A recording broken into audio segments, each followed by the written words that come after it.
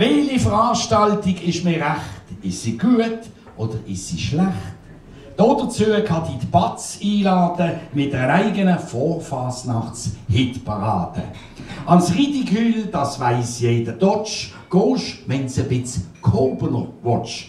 Wenn die Pointe nicht verstehst, genau, fragst du nebendran, ein Mann, eine Frau, doch halt, das ist ja gar keine Sau. An meinem Mösli hast Spektakel und eine Band und am Schluss eine Nummer ohne Ende.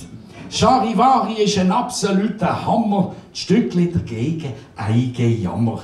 Das Kellertheater lässt im großen Ganzen der ganze oben um Puppen tanzen. Schabernack und Lumpenpack kriegt auch der Stutz aus jedem Sack. Das Pfifferli geht ohne Seich von Weihnacht bis zum Morgenstreich. Gerade in der Kirche bleibt bei den Sternli der Salvi mit seinem Kopflaternli. Und das Leckerli, auch das ist wahr, isst man normalerweise das ganze Jahr. Das Trummeli, die Mutter von allen Dänen, ist vor 9 Jahren zum Gähnen.